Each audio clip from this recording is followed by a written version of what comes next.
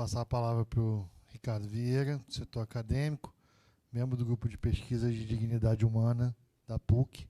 Ricardo, academia. Bom dia a todos, é um prazer estar aqui. Gostaria de agradecer ao CGI, ao NIC-BR, os assessores do NIC, pela oportunidade, Lacier, pela organização aqui do painel. Eu tenho algumas considerações para fazer. A primeira delas, a título de introdução, é a respeito do que significa a internet hoje no Brasil.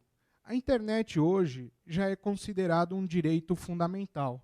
A ONU, em 2016, ela reconheceu a internet como um direito fundamental, porque na internet se pode expressar a liberdade de opinião e de pensamento. E além disso, tem alguns pactos internacionais, como o Pacto Internacional dos Direitos Civis e Políticos, que é prevista essa ampla liberdade de opinião. E o interessante é que nesse pacto ele considera que a liberdade de opinião ela deve ocorrer independentemente de considerações de fronteiras, ou seja, a internet ela se encaixa nesse contexto. Porém, a gente acaba esbarrando, quando acontecem alguns ilícitos na internet, a gente acaba esbarrando o princípio da privacidade, que está no artigo 5º, e também o direito à segurança, que também está no artigo 5º, no rol dos direitos e garantias fundamentais. E, por causa disso, alguns princípios, eles, em alguns momentos, acabam sopesando sobre os outros, como, por exemplo, o direito à segurança no caso das investigações criminais, no direito à privacidade. Só que o direito à privacidade, eu entendo que ele tem que ser sempre um norte, porque, hoje em dia, as nossas informações elas estão na internet, estão em qualquer lugar, e nós temos que sempre preservar esse princípio, porque a nossa vida ela pode ser devassada. E nessa questão, o Marco Civil, como a Flávia já bem mencionou, ele é explícito na questão do princípio da privacidade. O decálogo do CGI fala do princípio da privacidade, e também no decálogo do CGI fala e também no Marco Civil, da inimputabilidade da rede, ou seja, aqueles que cometem ilícitos na internet têm que ser penalizados individualmente, e não os provedores de acesso ou de conexão. E, diante dessa circunstância, quando eu sugeri um meio termo para não acontecer que nem aconteceu no passado, dos bloqueios do WhatsApp, que suspenderam o acesso do WhatsApp para todos os usuários, ferindo a inimputabilidade da rede, punindo todos, sendo que todos foram afetados, deixaram de se comunicar, deixaram de exercer a liberdade de manifestação do pensamento e a liberdade de expressão na troca de mensagens entre usuários por conta de uma questão específica, a gente tem que sopesar. Quando veio a proposta desse fórum, eu fiz uma analogia à lei de interceptação telemática, onde existe um regulamento, e inclusive ele regulamenta o artigo 5º da Constituição Federal, que permite, por determinação judicial, a quebra do sigilo. Eu procurei utilizar a analogia para a Lei 9296 de 96, a Lei de Interceptação Telemática. Ela regula todos os princípios, todos os passos, penaliza aquele que divulga os conteúdos que estão sob segredo de justiça. E, utilizando essa analogia junto com a resolução do CNJ, que trata da questão do procedimento da interceptação telefônica, nós propomos um debate multissetorial, e aqui o Fórum da Internet tem esse papel importantíssimo, porque é aqui que a gente vai debater, discutir e sempre buscar os ideais para sempre manter uma internet cada vez melhor. E, por conta disso,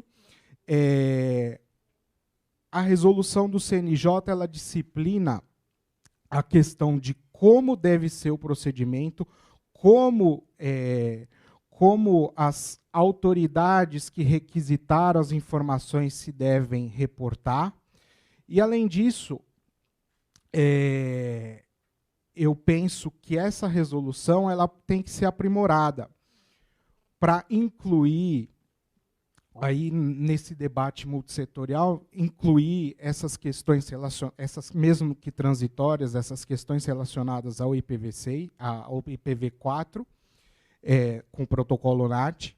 E, além disso, na minha pesquisa do dia a dia, eu me deparei com um fato muito importante. Nós aqui tratamos das questões criminais, mas existem muitas decisões na esfera civil que também se solicita um juiz civil à porta lógica dos usuários. Você tem o ilícito civil e o ilícito penal. Então, eu, preocupado com essa questão da privacidade, eu entendo que essa resolução do CNJ ela deve ser aprimorada para prever também um procedimento específico para as ações cíveis e proteger os dados que estão no processo, porque o processo judicial, ele, em regra, ele é público. Mas ali, quando o provedor manda uma resposta para o juízo informando os usuários, esses dados acabam eles acabam se tornando público, e eu entendo que deve ocorrer uma proteção à privacidade mais efetiva. E, além disso, a título de comparação, nós estamos debatendo um problema muito importante, que no Brasil, no site do Google, existe um estudo que ele fornece as informações de como está a implementação do IPv6 no mundo.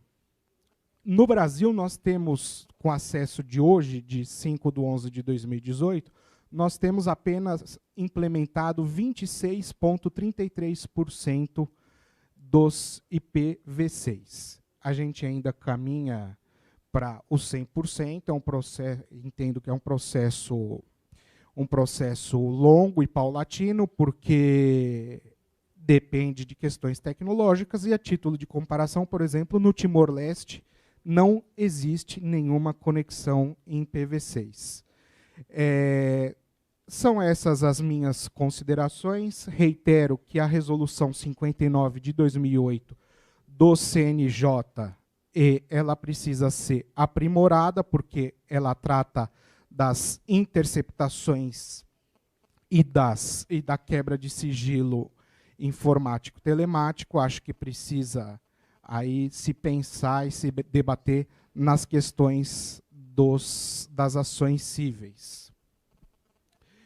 Eram essas as minhas considerações. Muito obrigado. Obrigado, Ricardo. Leonardo Reis, que é o proponente e relator, queria fazer uso da palavra.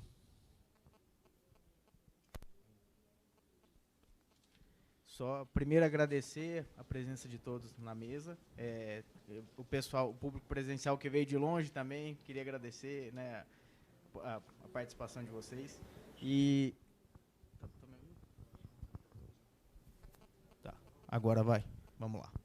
Agradecer então a presença de todos e Lacier, eu queria só te voltar uma pergunta, mas agora usando um pouquinho do teu saber técnico, não como de moderação da mesa, mas o Açaías, no setor empresarial, ele propõe a criação dos...